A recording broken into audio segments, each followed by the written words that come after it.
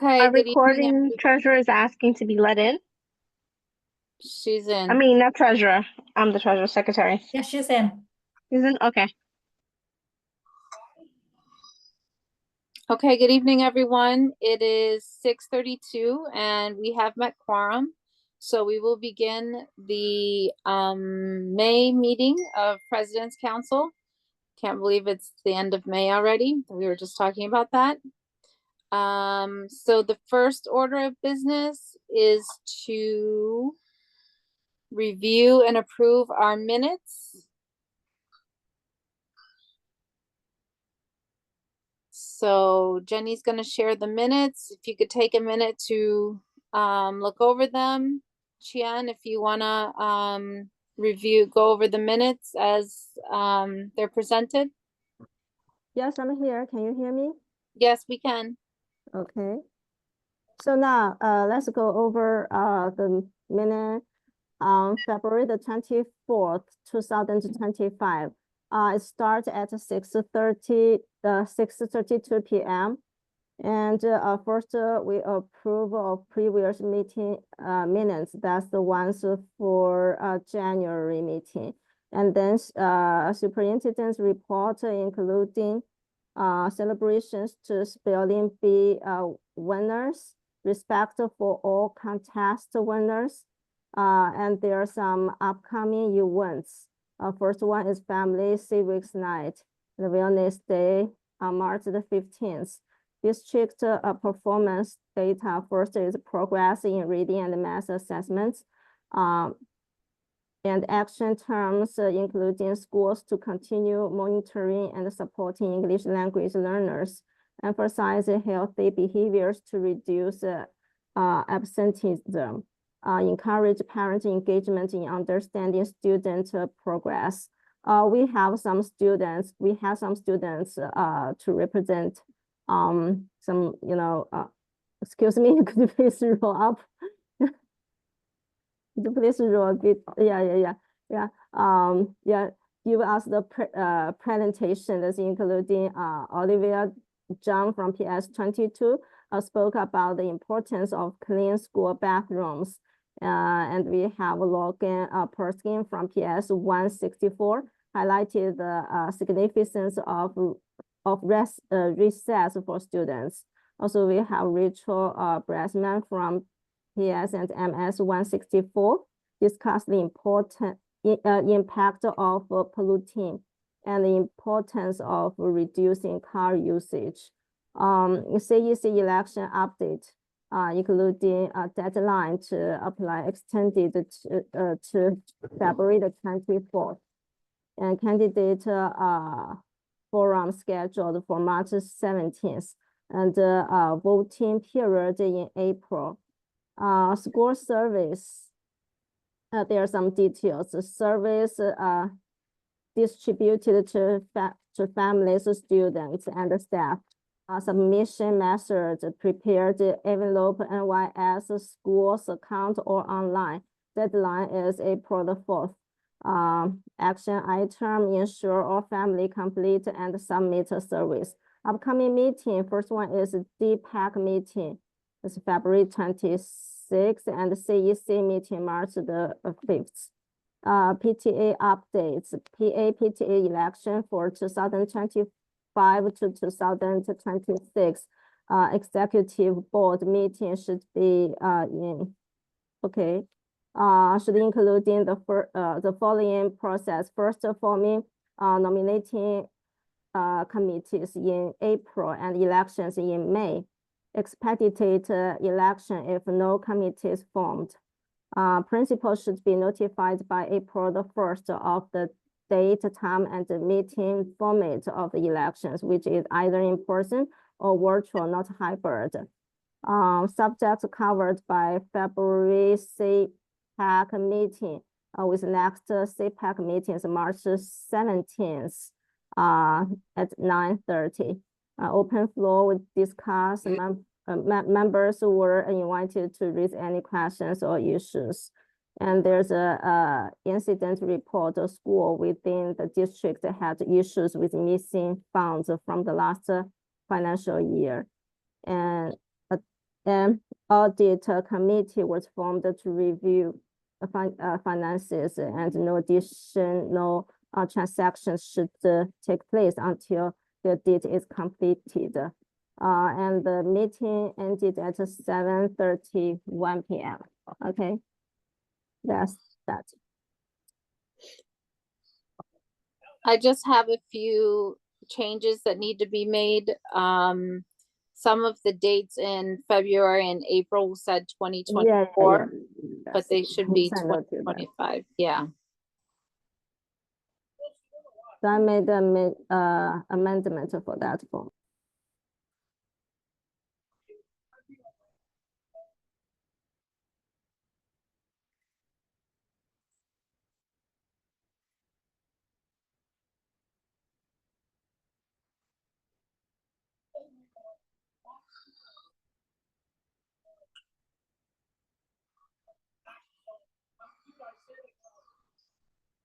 Great. Okay. You want me to pull up the April minutes now? Let's go ahead and approve these first. Can we get a motion, and state your name for the minutes to approve the, what were these, the February report, the February minutes?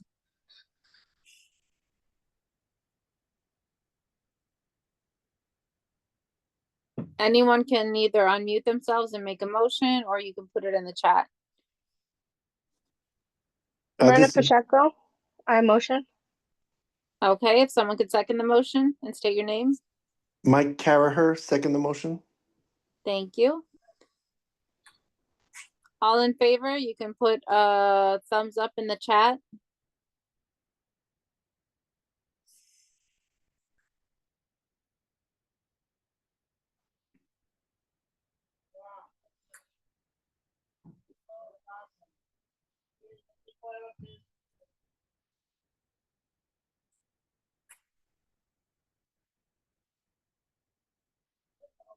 Okay, if anyone's opposed, you can put a no in the chat.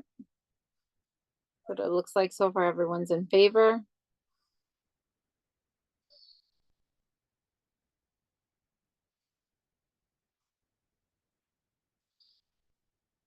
Okay, so it looks like the minutes are approved unanimously.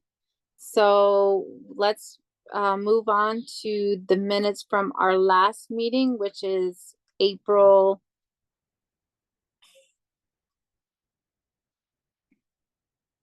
Thank you, sir.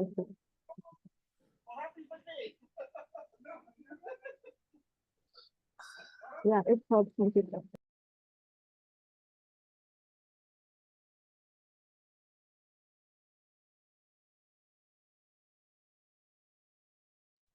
Jenny will pull them up.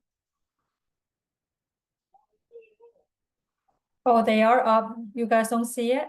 No, we see what was last, the February ones. Yeah, let me stop sharing and let me reshare. Let me try. What about now?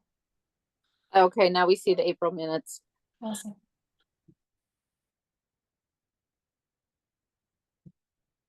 Okay, so let's start the minutes for the meeting on April the 21st, 2025. And they just started at 6:38. And then for, excuse me. Okay, superintendent's presentation including the events, the following events: the Administrative Professionals Day of April the 23rd, holidays acknowledge Passover, Easter, and Coming Thursday. And state pass update, the ELA testing the grade 3 to 8 April 22nd to May the 2nd, the math testing May 6th to 16th. Recent and upcoming district events. First one is Comic Book Night. And then another one is District 25 Wellness Day.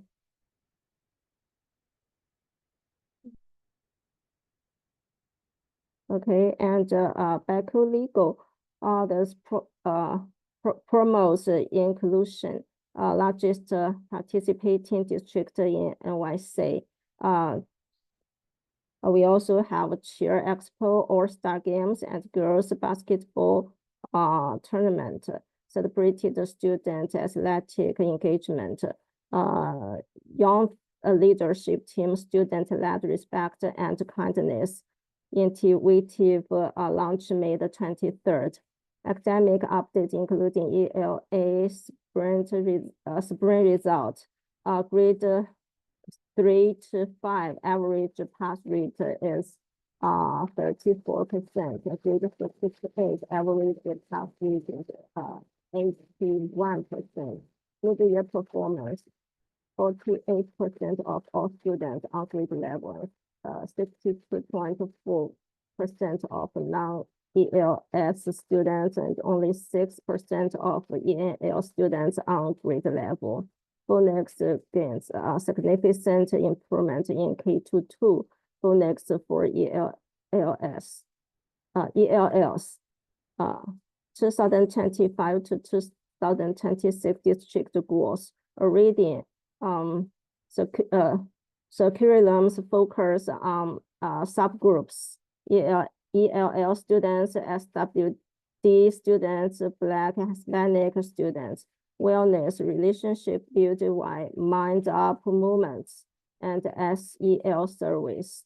Master curriculums, middle schools will implement amplify math, college and career readiness, project soapbox, and save for college expansion. Parent engagement needed for feedback on progress communication, enhancing participation in Save for a College. And also still 20% of students long times absent and continue the priority. Parent feedback and suggestions. Unfortunately, from the high school.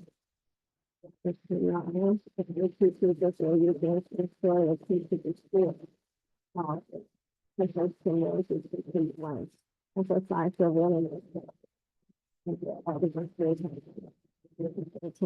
to collaborate. Ritual chairman from PSNIS 499 supported the increased language access, particularly Chinese translation during PTA meetings, proposed MNA motion shape initiative to connect middle and high school students with younger peers. We have chat discussions, supported the Save for College program, need for more communication about parent account setup and netting contributions.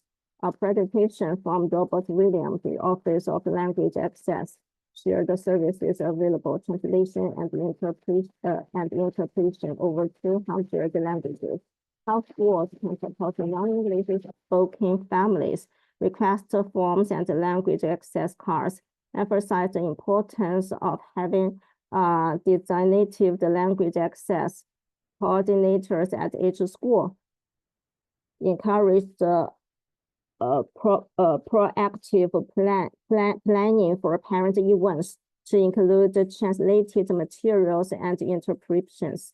Next steps, including District 25 DPAC meeting on April 30th. Next CEC meeting is on May the 7th. PTA elections in May, and next District 25 President Council meeting is on May the 19th. District 25 President Council Board election is on June the 16th. CEC election results will be released in June. And open floor, we have question from David about the principal and the assistant principal hiring, and answered by Dr. Mike. And the meeting will be done at 7:53. Okay, that's it. Thank you so much, Jan. Does anyone have any questions or changes to the to the minutes as they were presented?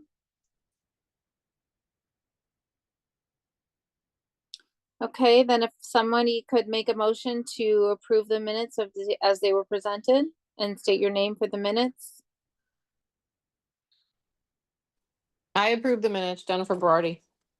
Thank you. And if somebody could second the motion and state your name for the minutes.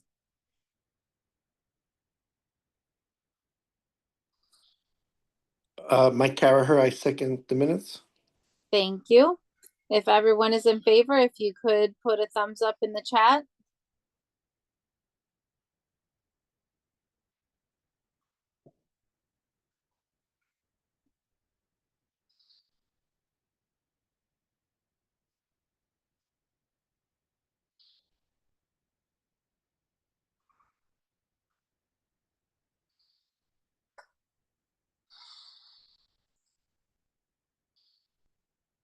Okay, it looks like it's mostly thumbs up. If anyone is opposed, they can write no in the chat.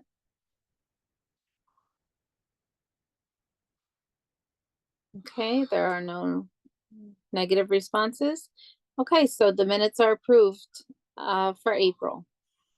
Okay, so next on our agenda, we will turn the meeting over to Dr. Mike for his report. Sure, Dr. thanks so Mike, you much. have the floor. Sure, thanks so much, Rachel. Good evening, everyone. Hope everyone's doing well.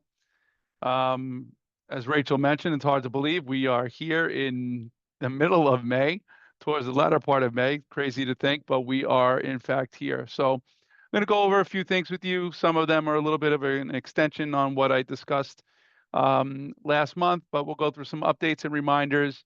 I'm going to talk a little bit about Amplify, a little more about Amplify than we did during our last session.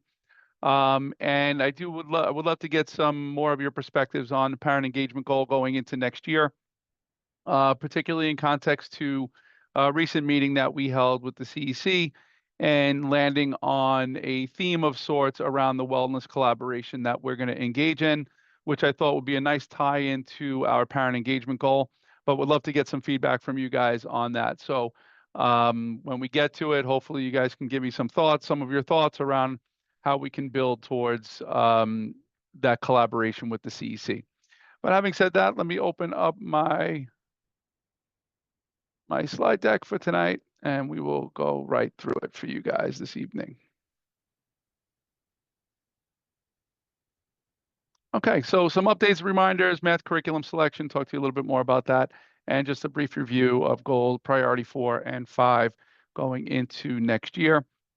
This, as you know, we'll always share some of the upcoming events that we have. We do have the next in our line of math sessions for our parents, and this was the final one. Beth Eaton from our team will be going over in more depth the implementation of the shared curriculum that we'll be using across our middle schools, as well as some of our departmentalized grades in elementary. We will be having a Parent iReady workshop in June, as well as 2 Acadian sessions, one for K1 and the other one for grade 2. Really important that our families know about these sessions. We will be sending a blast. Lewis typically sends that through Gamma to all of our families just to remind them that we do have these opportunities available.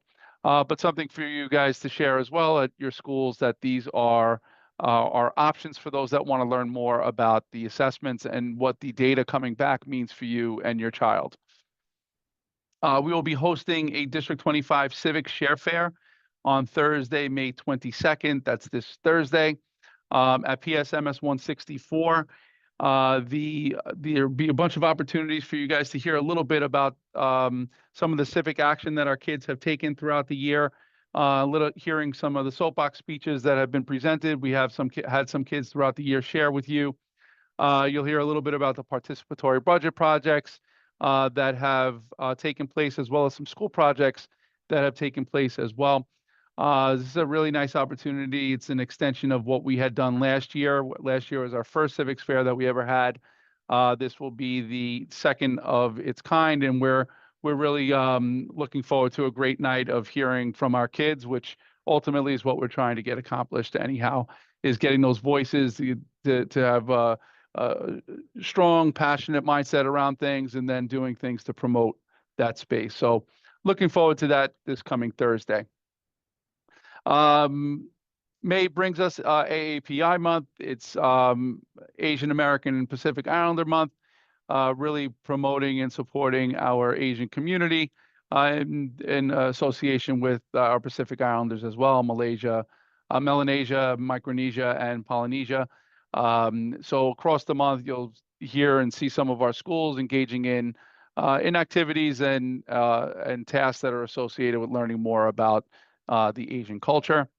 It's also Jewish American Heritage Month, celebrating all of our Jewish community members that have made such a difference over the course of time, both in New York City history and across the country. So we do have schools engaging in work. One school in particular, as they finish, I will ask them share a little bit about it with you, as they engage in the Names Not Numbers project, where students learn how to engage in the use of digital resources and digital tools, filmmaking, interview questions, and they have an opportunity to interview Holocaust survivors and create kind of their own documentary out of it. So it's really, really cool, cool work. We'll share a little bit more about the product after they have been able to complete it. Enrollment timelines. We've gone through each of them. The last one that's on the horizon is 3K offer release, which will happen tomorrow. Those in pre-K, you would have received your offers last week. And I'm not going to go through all of the other ones that are there for you, just in terms of timeline for you to refer to as necessary. New York State and Diagnostic Testing Administration window, we have now completed ELA Math and Science. NYSESLAT is still underway through May 23rd. And end-year diagnostic assessments in reading and mathematics are happening through June 13th. Our schools did try to organize them so that they weren't all at the same time. For our kids, it is quite a bit of testing going on in April and May, and for our middle schoolers taking Regents exams in June. Youth leadership team, really excited about this. Melinda from our team, and I know Diana, I see her on here as well, have organized an amazing opportunity for our children and the youth leadership team members. I did talk to you briefly about this, but this has expanded and really created a really nice opportunity for our kids. Students and student council representatives from across our middle schools have been invited to attend this event. There'll be buses that are taking them from here at Linden Place to Adelphi University, where they'll have an opportunity to meet with a variety of members from the college campus, but also members from their athletics teams, volleyball, basketball, as well as a former Boston Red Sox, a former New England Patriot, members from their dance community, all with the lens of building responsible decisions, relationship skills, and how important that is through their lens as professional athletes, with the goal of our kids from student council to come back to their schools to really talk about how we utilize what they've learned to help build community in their own buildings. So we're really excited about this, and we'll have more to share during our next President's Council. We'll be sure to take lots of pictures and get some testimonies from our kids around what they learned and how they're going to bring it back to their schools. So looking forward to that event on May 30th.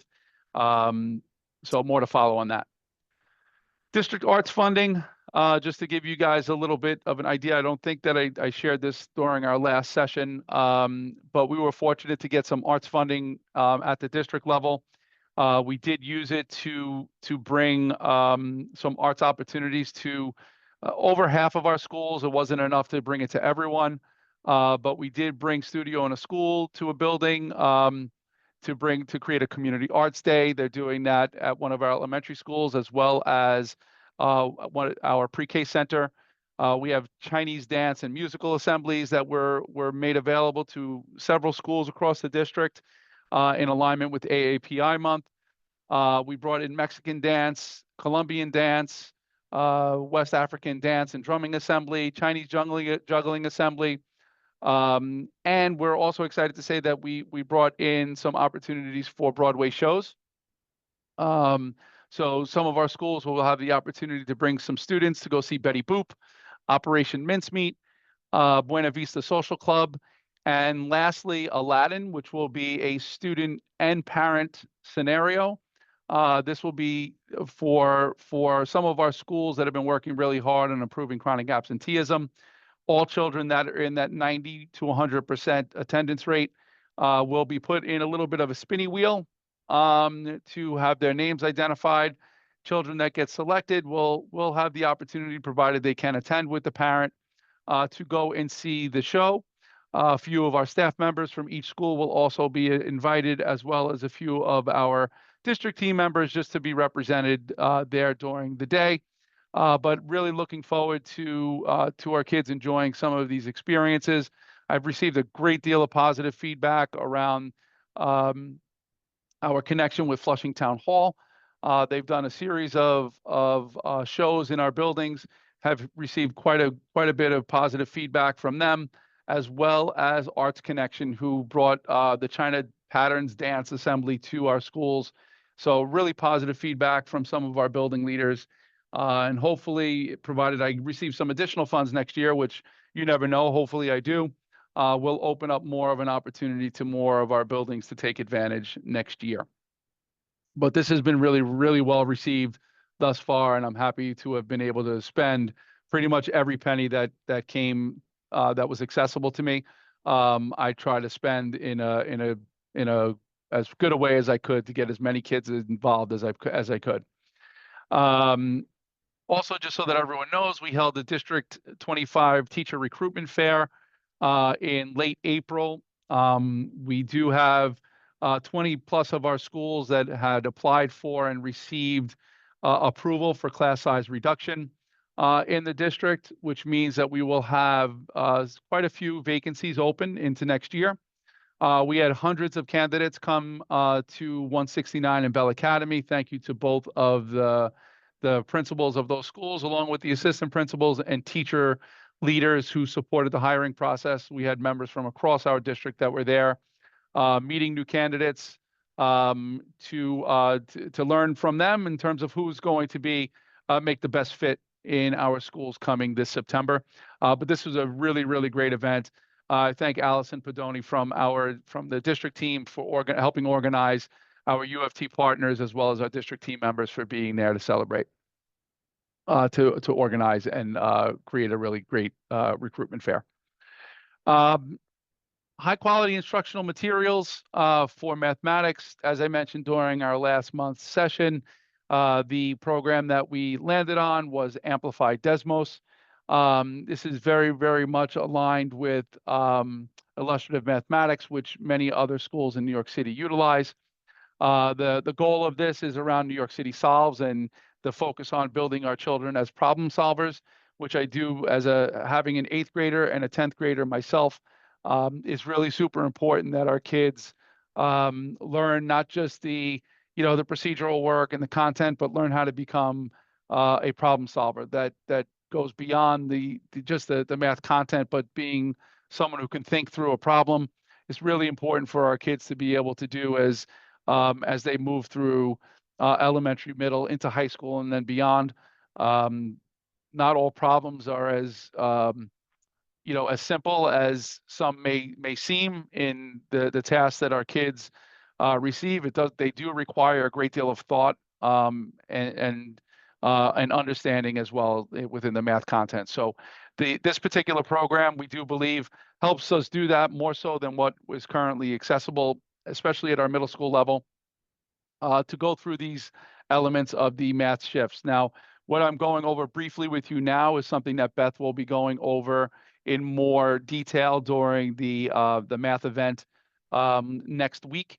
But just to give you a preview of some of the things that will be talked about, in large part will be this last part of shared high quality instructional materials is what Beth will be discussing in context to Amplify.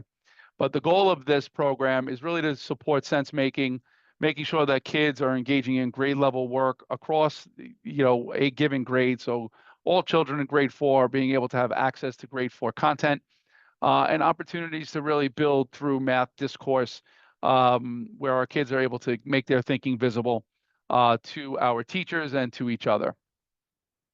Now, how do we go through this process? I mentioned this to you before. We had a district math team that was connected with some building leaders, teachers, and parents, particularly parents from our Community Education Council, visited schools across our district that were piloting this work to help us make a decision around where we were going to go next, which is kind of where we went this year. Schools piloted the program. And through that piloting and feedback from our community members, namely our parents, teachers, and building leaders, we did land on Amplify. This included visits to each of the schools that are there: 164, 169, 379, 24, 32, 214, 185, and 200. Those are all the schools that piloted. Our building leaders were able to go and get a bird's eye view of what the program looked like for those that weren't piloting, so that we can make this decision for our students this year. I do have a very, very short video clip that I will play for you just to get an idea of what the perceptions are of this program. Whoops, sorry. Yes, I got it! I got it! No! I'm so close! What if your students were so eagerly engaged in a lesson, they wished it wouldn't end? With Amplify Desmos Math, we believe in math that motivates. If I'm going to use math for every day for the rest of my life, then I need to get very good at it. I feel like it's just like fun because then like you can talk about like math. It's kind of fun to see which one's right. Yeah, I like sharing my ideas in math class because sometimes they come up with like really good ideas that I really want to share. Seeing those aha moments, seeing kids share their strategies with each other and then coming back and then not being afraid to share out. Add the 7 to the 10, it'll equal 17. I think when they find out that we're going to do Amplified Desmos Math, they're very motivated. They're eager, they're excited to do it. It sounds like very loud because everybody's talking with each other and helping each other.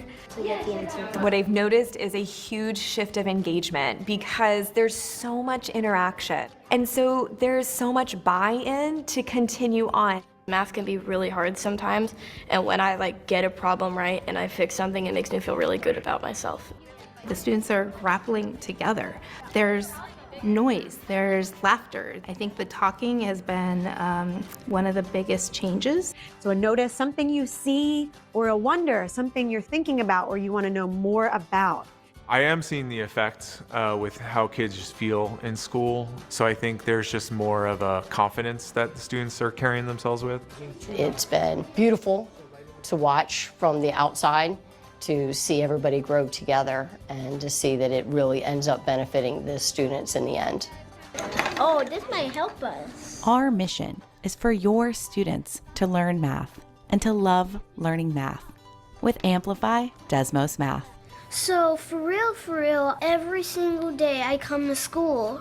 My favorite subject in school is always math because I get better at math.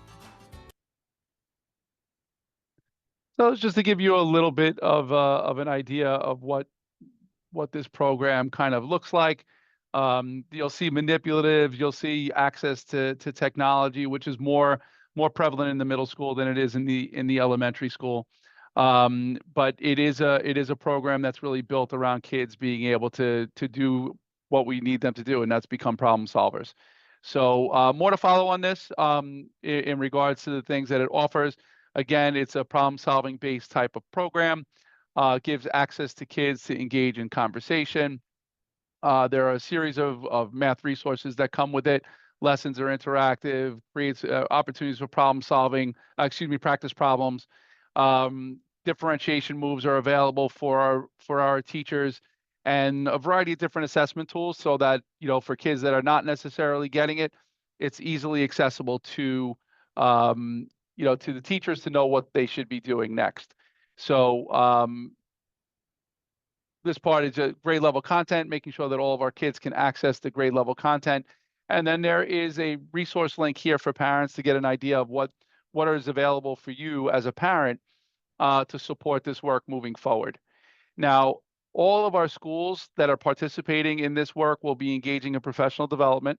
My goal, just so that everyone knows, is that our teachers have had some exposure to the curriculum before the year is out, making sure that the platform is recognizable and understand all the components of the program, to support planning and implementation between now and the end of the school year, so that it's not unfamiliar when September starts. My goal is that our teachers are as ready as possible for the implementation during next year. Again, particularly for our middle schoolers, there'll be building leader sessions. There'll be multiple day sessions for school leaders and teachers of all middle schools. There's going to be an expectation of piloting the program over in June for all of our schools implementing, and then we'll be having we'll be participating in the West Ed research that'll be offering us a grant so that they can gather feedback from teachers and students. For our students, it will be something that we do get, approval from our parents for our kids to participate. It's really survey-based questions around how they feel during the math lessons, to give us a little bit of context around how we can do things a little bit better. But that will require a parent to opt out of that opportunity. And then lastly, there'll be training, job embedded support training over the summer as well. We'll be offering a multiple day series for any of our teachers in grades 6 through 8, including algebra. And the district math team will be working on this to create look-fors and use to support monitoring of work over time. Any of the feedback around this process and the curriculum review you'll find here with any of these links. So if you're interested and you want to learn more about what some of the pros and cons were based on our teams that reviewed it, you're welcome to look at it here. It is accessible to you as a parent, excuse me, and I encourage you guys to take a look. So you can see what the perspectives are. I'm sorry, excuse me. I'm sorry about that. So you can gather the perspectives of those that reviewed. And lastly for tonight, the things that I wanted to just touch base with you on during the last session, we talked about priority 4 and considering the Safer College grant, Safer College goal embedded in this priority 4. I did run this by the CEC. They were in agreement that connecting a goal to the Safer College would be a good option. Currently, we have just over 30% of our families that participate in the Safer College. So it's something that we do want to add to our goal. So that means that more information could be shared, not only from the Safe for College program, but us at the district level, so that our kids are engaging in those financial literacy lessons, and that more folks take advantage of this, of the free dollars that come from being a participant. So children in K through 3 have access to these funds, and we are going to create a goal that will be crafted for you all to see by the time we get to our next President's Council session. I just wanted you to be aware, as part of our last CEC meeting, this is something that they also agreed would be a good idea. So I'm going to be crafting a goal that's connected to this, likely to increase by a specific percentage. I do want to go over all of the students that have already registered versus those that have not, and make a reasonable goal for us to land on in terms of number of children that we want to connect with going into next year. But I'm looking forward to this. The other goals we've reviewed, if anyone has any feedback on them, always still open to that. Not going to spend too much time on them tonight because we already talked about it. The ones that I wanted to talk about in particular was priority 4, just to let you know that this is a goal that I would like to add. And lastly, around parent engagement. So the CEC and district collaboration, we were talking about a motto to add to our district vision statement around this idea of promoting wellness. And there were a number of choices that were available, but after deliberation and talking with one another, we landed on just these 3 words: wellness, kindness, community, to kind of encompass the mindset where we wanted to go as a CEC and district team. And I want to bring that to you guys as well, just in terms of your thoughts around this idea of wellness, kindness, community. And more importantly is, how can we revise in some way, shape, or form this motto of what we currently have? And for District 25 for many roots growing as one community, strong roots, strong schools, and so on. And how can we kind of embed this idea of wellness, kindness, community inside of it? We already have kind of community written in there, but I'm wondering if you guys can just take a minute or two to reflect on this idea of building in, and then from that, it would be around how we organizing what we would want to see in terms of any of these areas to focus on. The one that I've been leaning very much towards is this idea of community and or kindness. The both of them are really important to me, especially right now. I think it's important that all of our schools are really reflecting on what does community look like, sound like, and feel like in each of our buildings, and how do we enhance that as a district, but also individual schools. But if I can ask everyone just to take a couple of minutes just to reflect on two things. One, wellness, kindness, community in terms of the overarching motto for our schools, but where we can kind of embed this maybe in a goal, and also in terms of our district vision statement as well.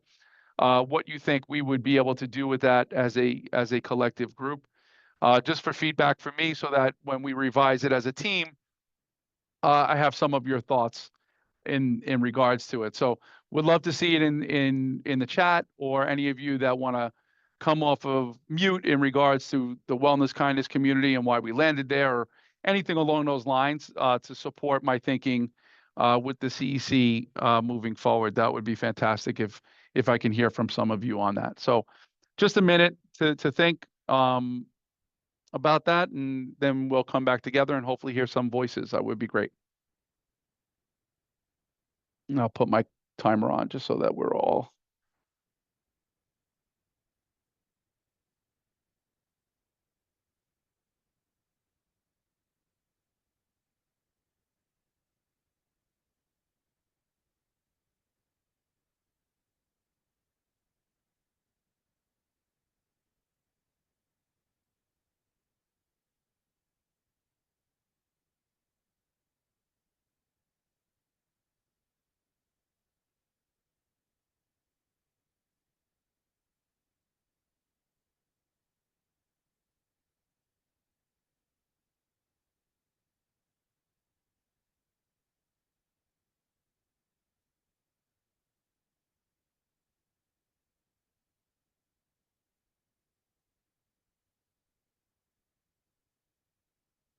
Another 15 seconds.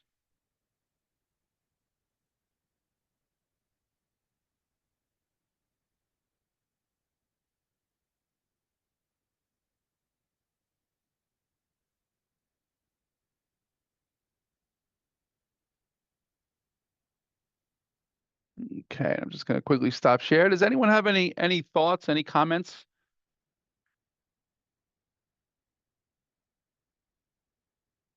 The wellness, kindness, community, how we can use that in some way, shape, or form to support a goal or revision of our district vision statement.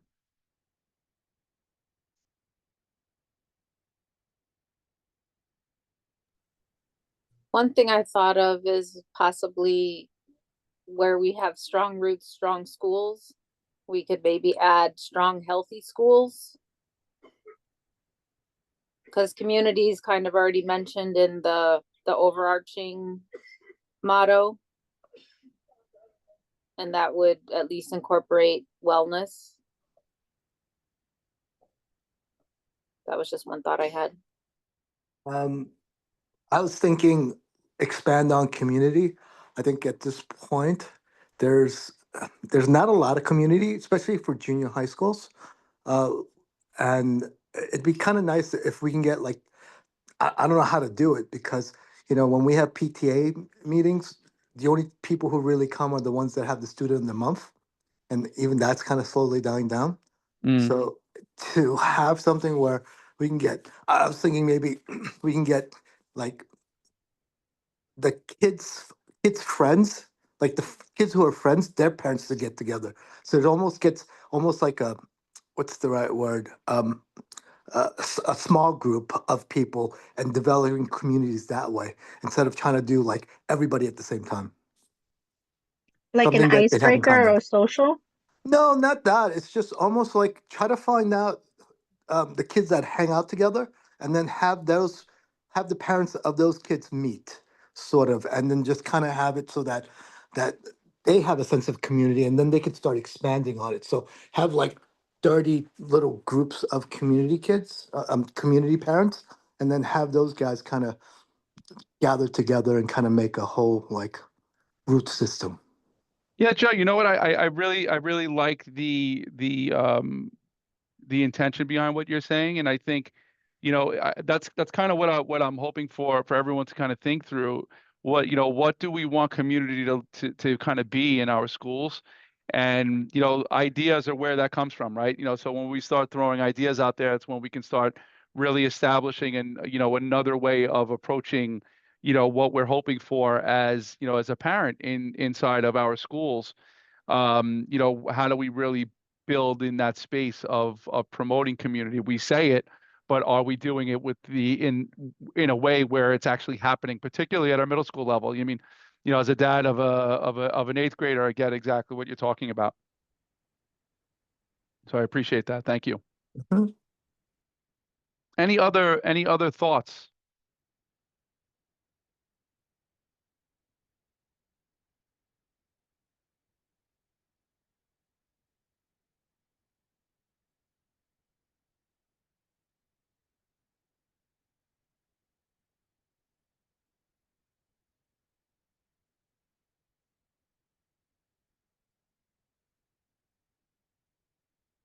So if I can ask you guys to just kind of, think about this a little bit, no pressure, certainly here, but if I can ask you to think a little bit on it, because I do really value what it is that that you have to say and your schools, and I really want us to think about when we go to our buildings, do we have that community feel inside of our schools? What is it that our school does to make us feel like we're a community, and how do we add and enhance that? And I think it really does matter because our kids are going into our buildings every day, and they should feel that space of togetherness. And wherever we can do that a little bit better, I'd like for us to really try. And I think your feedback as members of the PTA will go a long way in helping us shape that, because you're there with a great deal of frequency. So you see what's happening in our buildings, more than most of the other parents in our schools.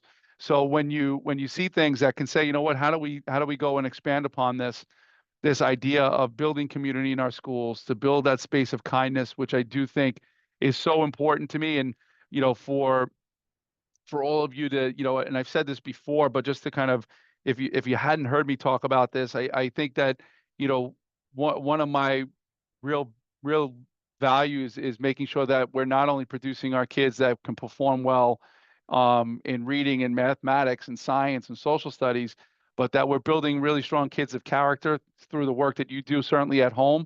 But how do we reinforce that at the school level, where when I always say to my kids is like, when you're out of my sight is when it's most important for me.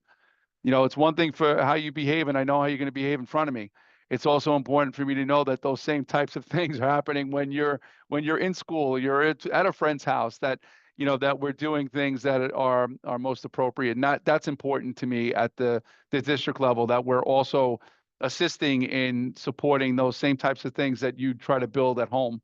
So this is a big part for me, and it's important, and I'd love to get your feedback over time to how we do that as best we possibly can in our schools. So looking forward to hearing from you guys next time. If you wouldn't mind reflecting on it, I would love it to hear what you guys have to say to improve on this as a district. But other than that concludes my oh, did I hear someone? Yeah, I'm sorry. So to just say something it is hard to get middle school parents to join in. I'm a parent of a high schooler, and I'm never at his school. We did talk about interacting or engaging with parents, like parents versus teachers or parents versus kids activities, to kind of like reel them in. So more like when you see on like Facebook Reels, like the tackle games, the footballs, kind of like that, like a relay race, maybe in the beginning of school year, because at the end we're completely tapped out as parents. There's no more like mental input that we can give. We kind of talked a little bit about that, and I think that might have a sense of community, and community is different in every school. So that's very hard to reel that in because there's language barriers, there's religion. So it all depends on the availability of the parents. But we really thought like kids versus teachers, or teachers versus parents will really bring in the gap of teenagers finding it very socially awkward that their parents are there. Where, you know, in 5th grade, they're at that cusp where they're like, yeah, sure, come, but just don't talk to me. Yeah, no, But yeah. I get it. I get it. You know, it's funny, you know, my son, you know, one of his things that he's in chorus, and you know, so when his show is over, he can't get out of there fast enough. He's like, all right, let's go, Dad. It's not even like I'm like, you know, so I get that awkwardness that does come at times for our middle schoolers. But you know, even at the elementary school level, you know, building that space of community. You know, I do know that sometimes this is taxing. There's not much left in terms of thinking about these things, but absolutely welcome your thoughts, and you know, want to build even at the district level. How do we do some more community events where we get kids and families from across schools to participate? You know, we do some of the book events, and those are all nice, but oftentimes you're by yourself. You're not necessarily, you know, encouraged to engage with someone else. So, but at any rate, you know, not to belabor this, I encourage you just to share your feedback, and I'd love to hear it. And the last goal here, just to report to you guys, we are right now second highest attendance rate in New York City. Our chronic absenteeism rates have been coming down over the last 3 months, which is a really good thing. You know, and I'm looking to continue to progress on that. So that is the last goal that I always mention, chronic absenteeism. But just so you know, we are doing very well comparatively to the city. We just want to keep that up, get our kids in the building as much as we can. But other than that, guys, unless there's anyone has any other questions about anything else I shared, I hope you all have a great night, and thanks for the time. Thank you, as always, Dr. Mike, for your presentation. Thanks for joining us tonight. Thank you. Bye. So moving on in the agenda, we do not have any guest speakers tonight. Our focus for the rest of the meeting will be on supporting you, our PTA presidents, as it comes to various things PTA related, and especially towards the end of the school year and with upcoming elections. So just some reminders. You should have access to your PTA employer identification number. And if you do not have that, then you need to contact the IRS, and we can provide you with assistance in doing that. Just a reminder that your PTA bylaws should be updated every 3 years. So you should check your records for your current copy. And if it's more than 3 years old, you need to update them. And a copy, excuse me, a copy needs to be filed with the principal's office, and then that the parent coordinator will make sure that the district office is also updated with regards to your bylaws. After you hold your elections, whether it be this month or next month, you will have a PA, PTA, and SLT election certification form. Bear in mind that the PTA keeps the original and the parent coordinator should keep a copy. So you should make sure that you receive the original back once it's been signed by the principal or their designee. Also a reminder that the PA-PTA annual financial report is due by June 30th.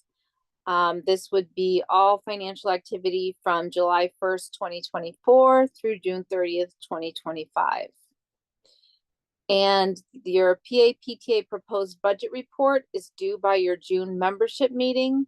This is where you will complete the section as to the starting balance, your anticipated membership dues, a list of all individual income, as well as a list of all expenses and what you anticipate your final balance will be as of June of 2026.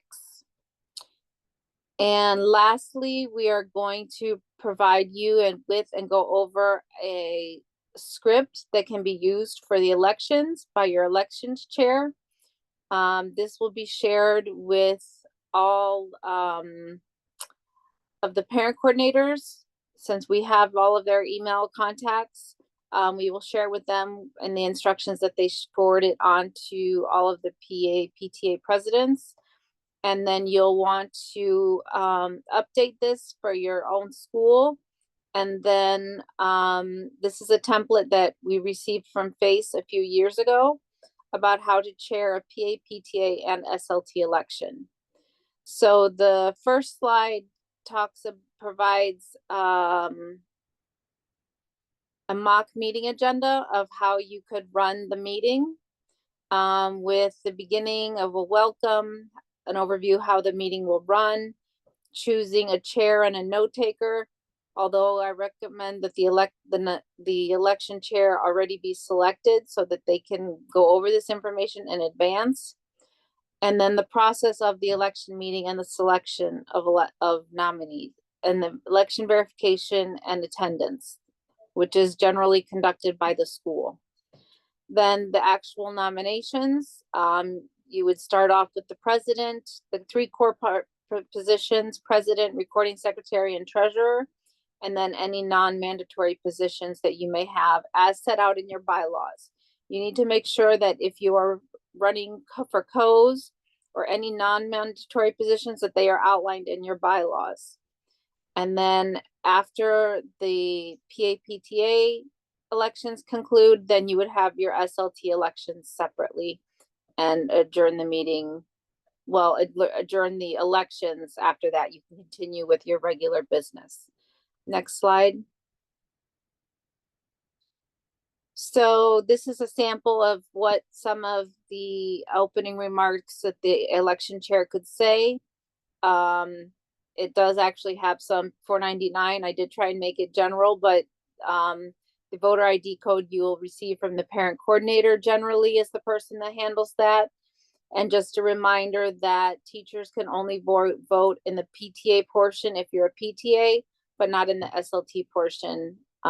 Even if you're a PTA, the SLT portion is only voted on by the parents.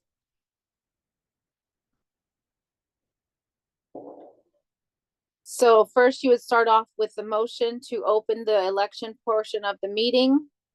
Here's the script here as to what to say. You would make a note, the timekeeper would make a note of who motioned, who made the motion, and who seconded the motion. Then moving on, you will begin with the president. Next slide.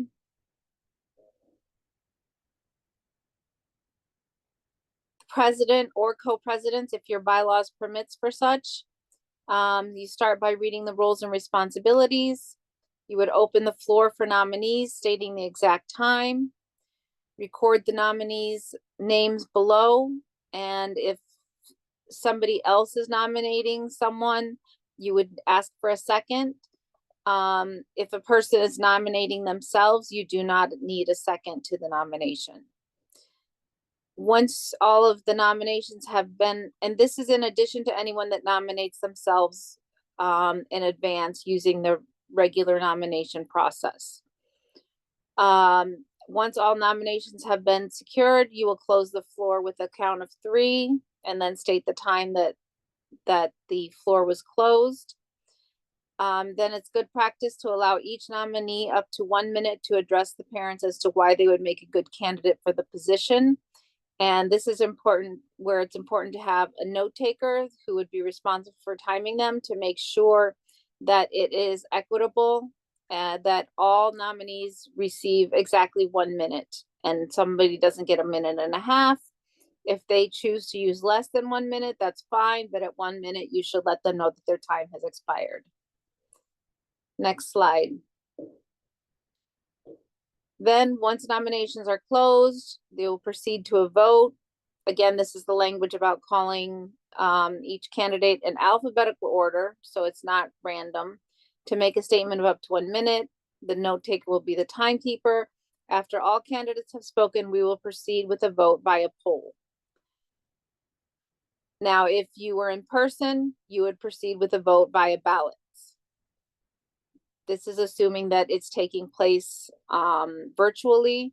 Again, elections can either be virtual or in person. They cannot be hybrid. We cannot stress that enough. Next slide. And then just a nice little congratulations to whoever was elected to serve as the president or co-presidents for the 2025-2026 school term. So as you go through the rest of the slides, so the next slide you would have for the recording, co-recording secretaries. Oh, I forgot to take out my school. You can just put your school's name in that section. And then in the next slide, you'll have the roles and responsibilities. And again, you would update that for any that you would have. Follow the same process. Next slide. Again, follow the same process for a recording secretary. Next slide. Keep going. And the same with treasurer or co-treasurers. You would want to make sure that it does not need to be a comprehensive list, which is why it says include but are not limited to, but just an overview of what the position would entail so that the families know what they're signing up for, so to speak, the parents. Next slide. Again, the next two slides, the position would be the same. Then if you have, now you've filled your 3 core positions, then you would proceed with any non-mandatory positions that are allowed for in your bylaws. So for example, vice or co-vice presidents, then you would go through the same process for that position. Move on. Again, list the roles and responsibilities as they are outlined in your bylaws. And then you would follow the same process. Next slide. For the voting, next slide. Congratulations. Next slide. This is just a sample based on what we have for non-mandatory positions, corresponding secretary or co-corresponding secretaries. Next 3 slides are the same.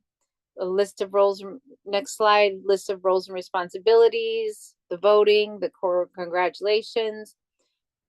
And then you would update this again with whatever non-mandatory positions you have and their roles and responsibilities. So go through the next few slides. Keep going, keep going, keep going.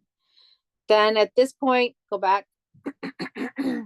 At this point, you would recap the meeting and congratulate all of those that have been voted into the 2025-2026 PTA Executive Board. And then you close the PTA elections and move on to elect for the SLT positions. So for the next slide, again, reminding them that this is a 2-year position. So it's for 2025 through ending in June 30th, 2027. Next slide. You would list your number of positions available. As you can see, we have 3. Remind them that participants and only parent members can vote for parent vacancies, and give a brief overview as to what is the role of the SLT. Next slide. Again, a list of, for the first position, a list of some of the roles and responsibilities. Same process for nominations. Next slide.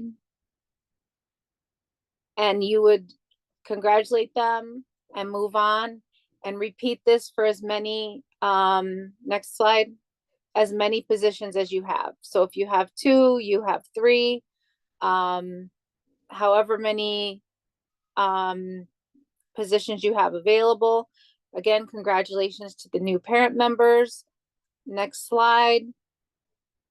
This is the last and final step. You need a motion to close the election part of the meeting, and you record the time. You record the name of this person that makes the motion, the name of the person that seconds the motion, and then the election portion of the meeting is closed. And the last slide is a thank you. Thank you to all those that participated. Thank you to those that are stepped up to be in the 2025-2026 executive board, and that would complete your election process. Now, again, this is a sample for you to use. As you can see, I had already started to personalize it for $4.99, but feel free to make edits to make it relevant to your school and your bylaws. Does anyone have any questions? I know we did go through that rather quickly, but a lot of it was repetitive. Again, if you do want to fill your mandatory positions first, if you are unable to fill any of them, you would want to have an expedited election in September. Same with the SLT. If you are not able to fill all of them, you would have an expedited election in September. And also you can make a choice for non-mandatory positions to fill them in September if you want to allow opportunities for incoming parents, say in the kindergarten or pre-K classes or new middle school students to participate in the PTA. But you do want to try and fill your president, treasurer, and recording secretaries in May, June, if at all possible. Any questions? And just a reminder, we have attendance in the chat. So if anyone, please take a moment to click on the link that Louis shared to take attendance.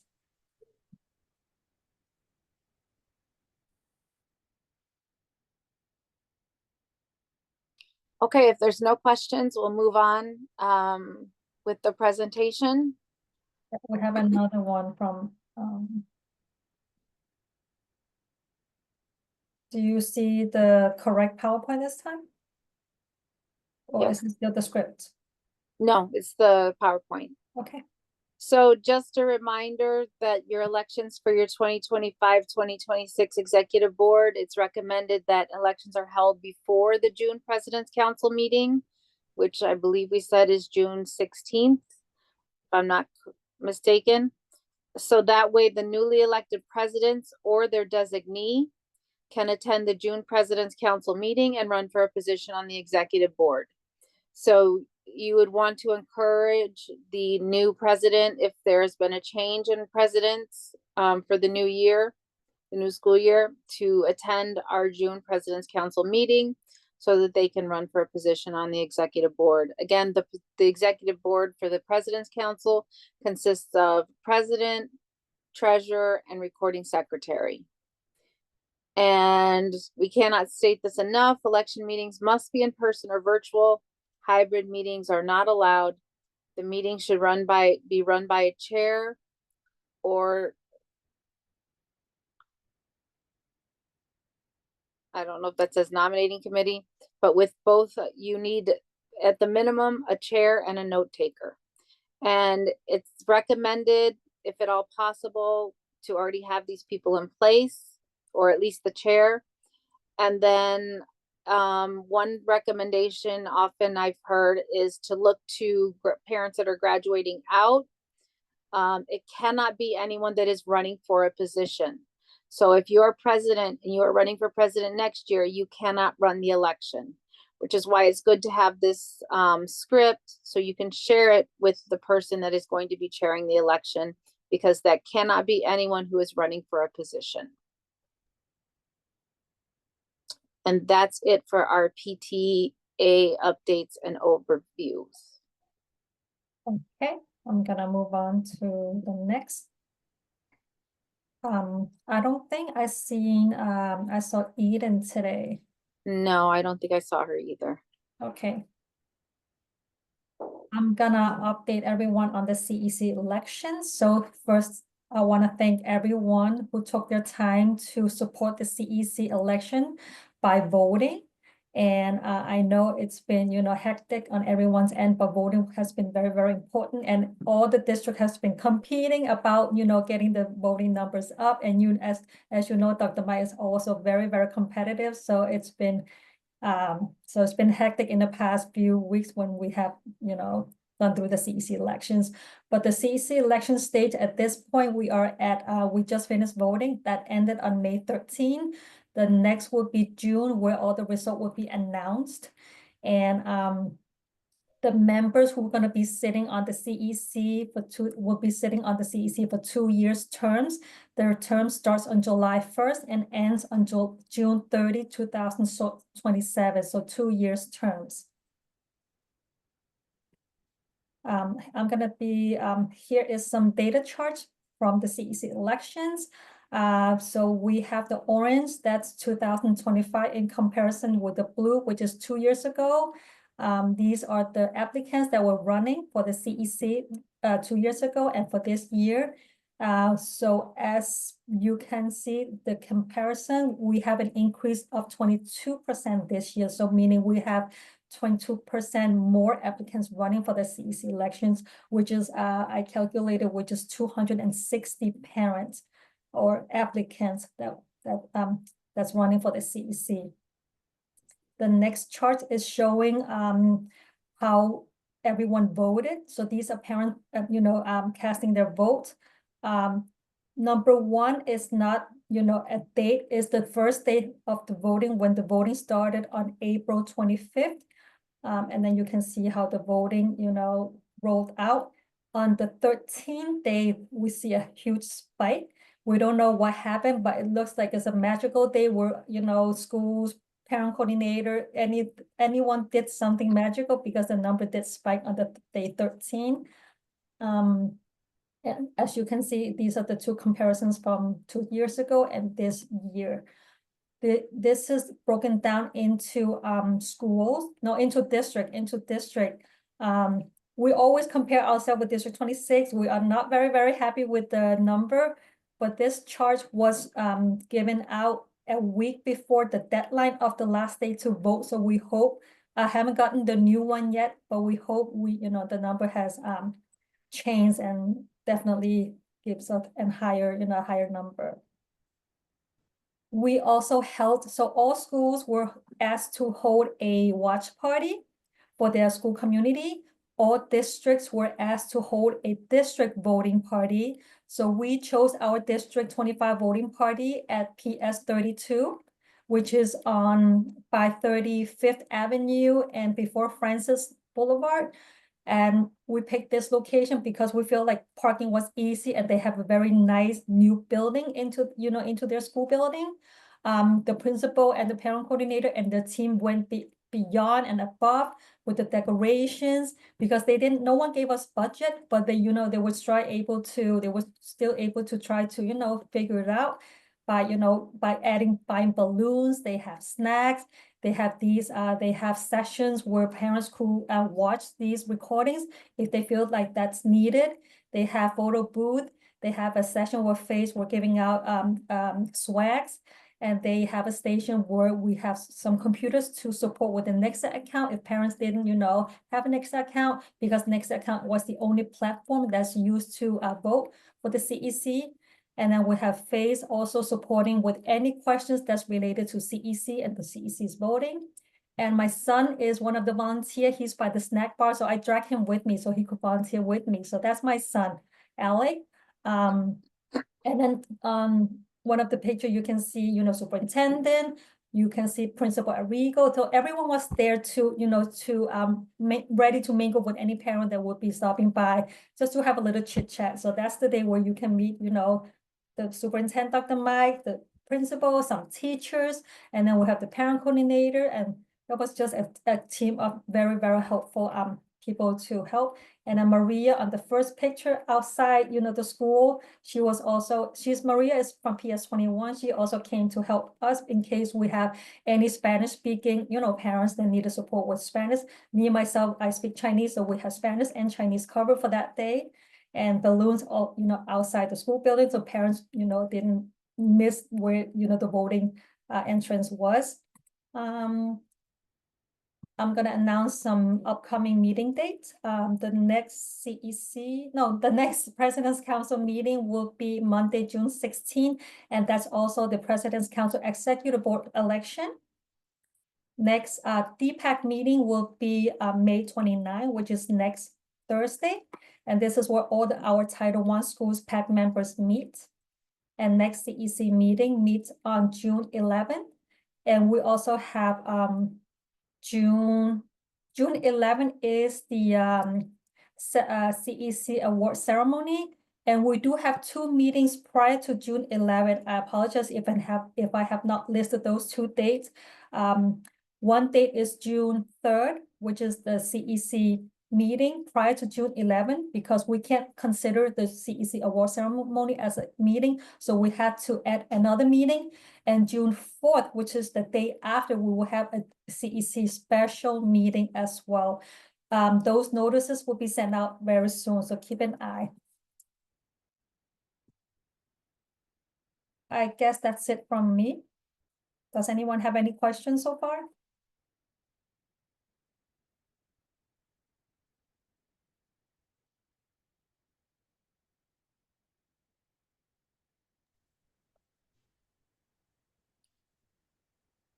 Okay, so this is your opportunity to ask any questions as we go into continuing election season for our PAs and PTAs.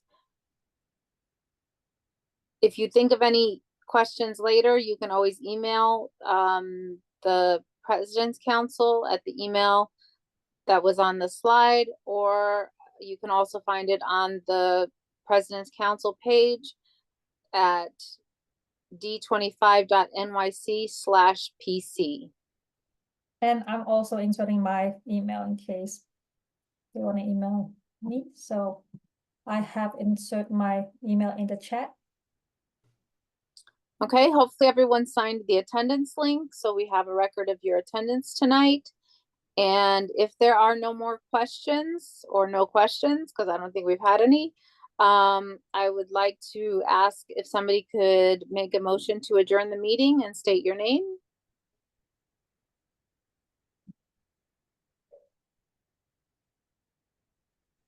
I motion to adjourn the meeting, Jennifer Berardi. Thank you, Jennifer. And if someone could second the motion and state your name, please. I second the motion to end the meeting, Ann Kim Wong. Thank you, Anne. It's 7:49, and that adjourns the May meeting for President's Council. We will see you back here in June for our President's Council elections.